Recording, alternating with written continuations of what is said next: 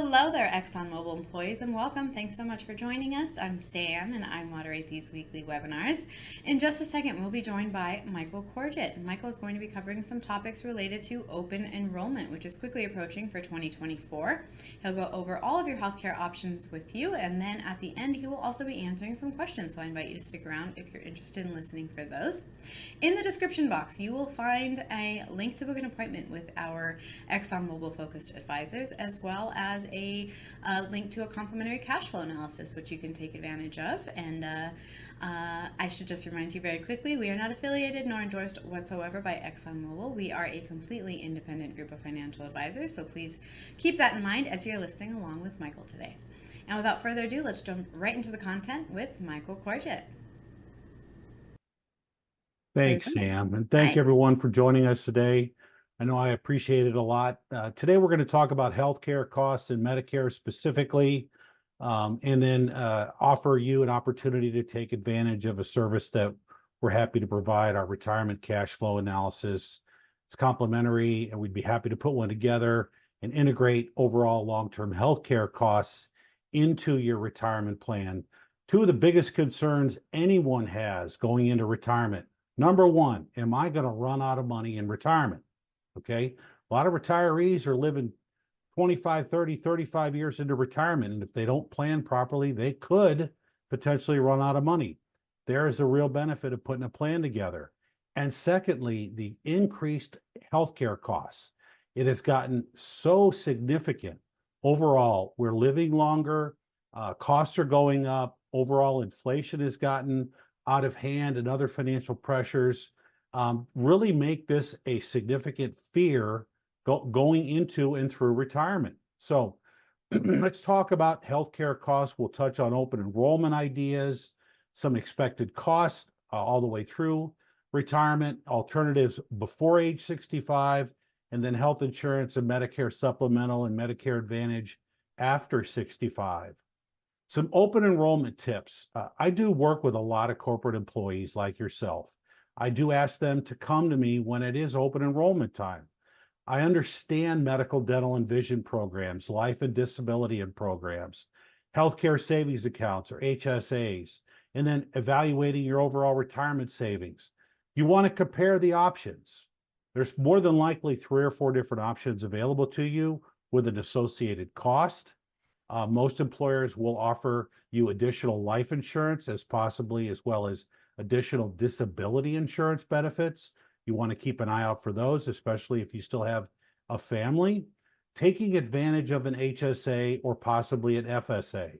That's a flexible spending account. HSAs are what I like to call the healthcare IRA. A family can contribute more than $7,000 a year to an HSA on a pre-tax basis. It grows tax deferred, and if you use the money for any healthcare expense today, 5 years from now, or 25 years from now, it does not cost you anything, and there is no tax on the growth. In other words, it's a tax-free benefit.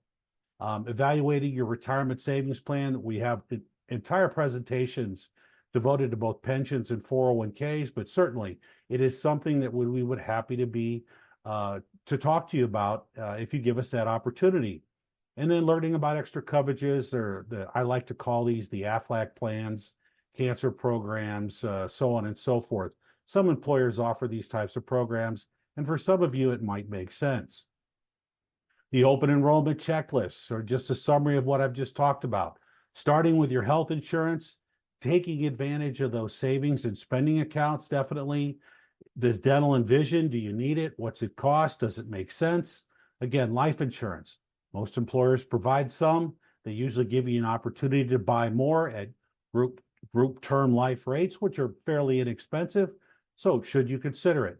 Disability insurance, again, retirement savings, and making sure you've got your beneficiary designations up to date, especially for your life insurance.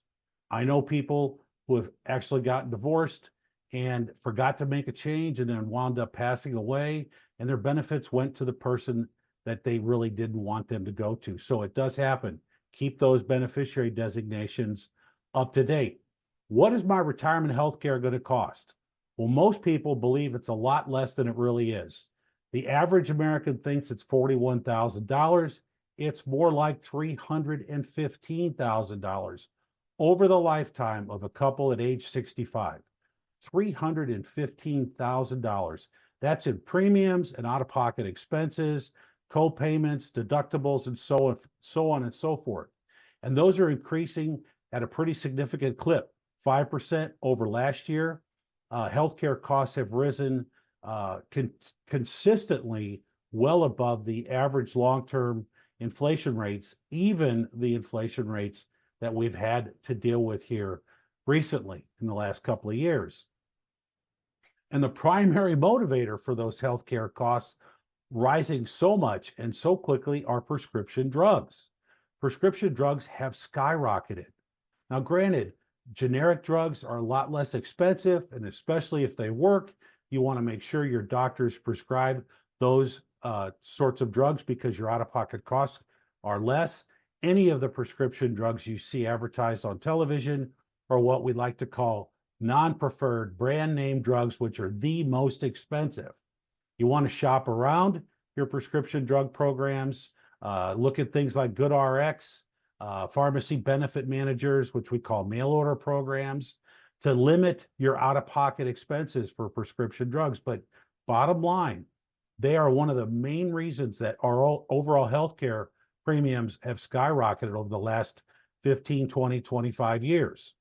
Some of the alternatives that you might want to consider prior to age 65, if you were to leave your employer. Now, in many cases, you have a company retiree health insurance program. In other words, you work with the company so long that they will provide you with a healthcare program for you and your spouse in retirement prior to age 65. Now, that's changing a lot with a number of employers. There are employers that are raising the overall cost out of pocket. It's usually subsidized by your former employer. They're eliminating those programs altogether. In the case of AT&T, which is one of the companies we do a lot of work with.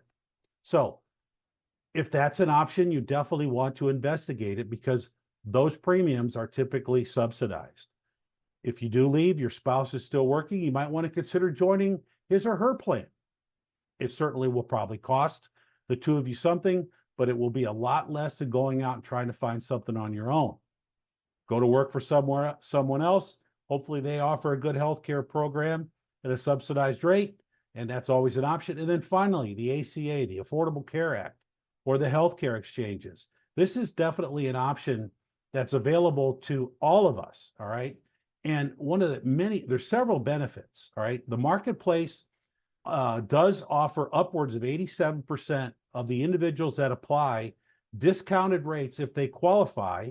In other words, the regular premium might be $300 or $400 a month, but they have financial incentives that could lower the premium to you based on your income levels. 87%. You cannot be denied, and you cannot be limited for pre-existing conditions. You go right into these programs, and you don't have to worry about something that you're currently being treated for being limited or not, or excluded altogether. There are no limits on pre-existing conditions. Definitely could get some reasonable premiums, especially if your income level is at or below certain different income levels.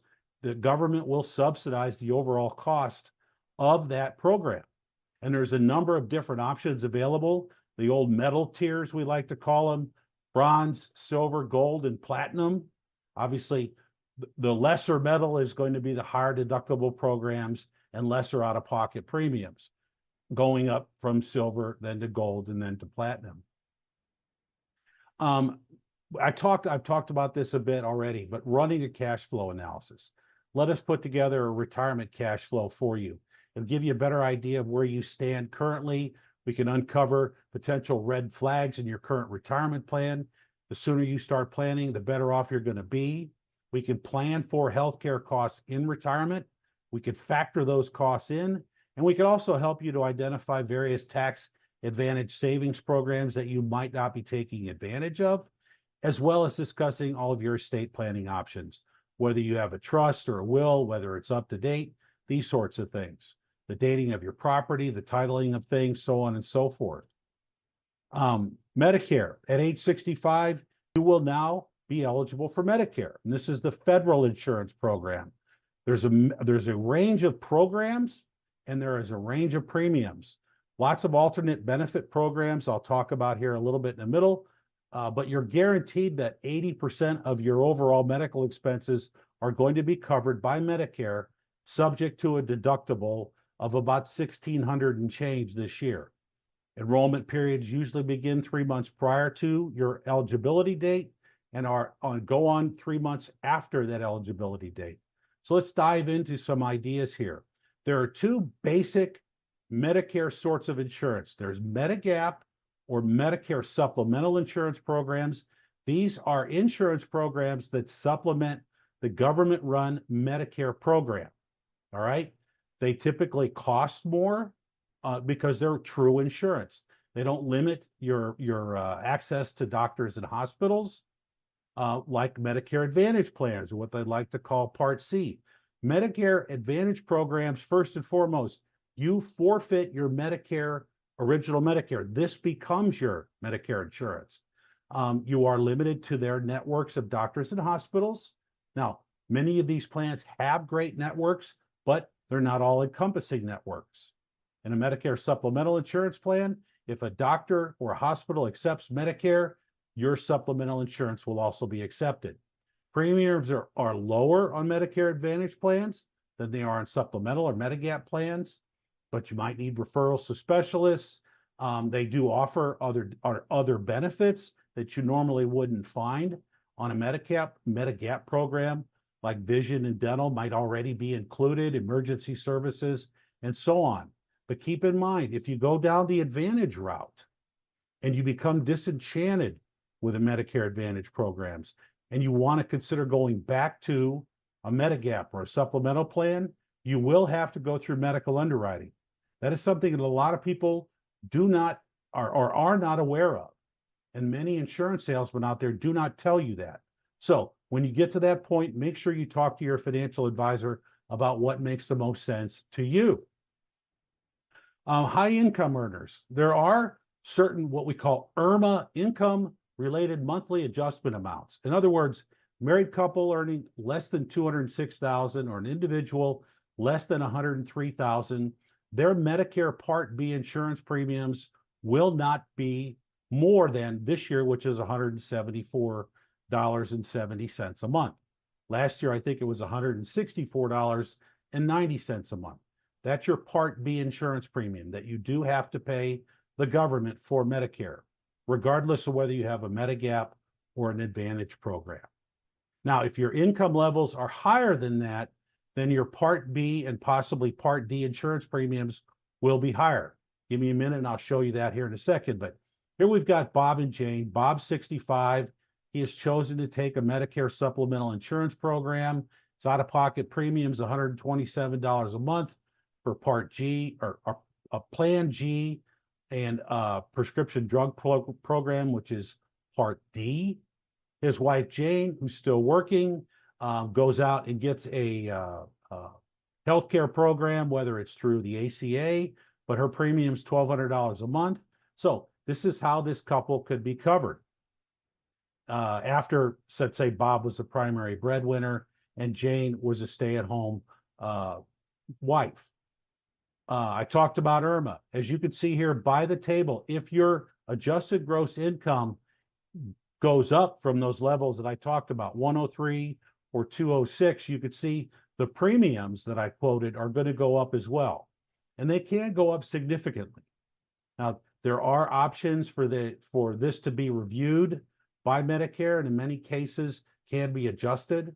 I have high earning clients who go into retirement who have IRMAA issues, but they do appeal and they have been granted an exception because it was while they were still being employed.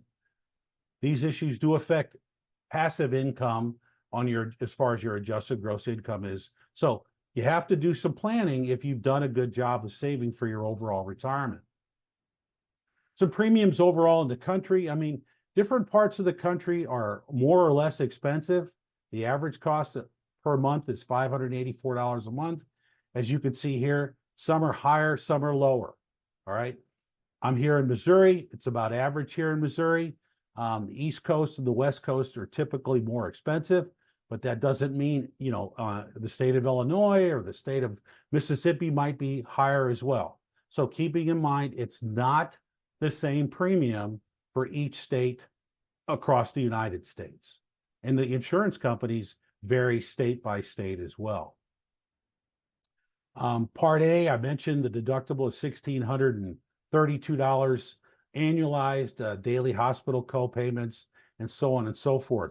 A good Medicare supplemental program or a Medicare Advantage plan will cover either all of these or most of these, some of these in this case, just depending on which plan you choose to go with.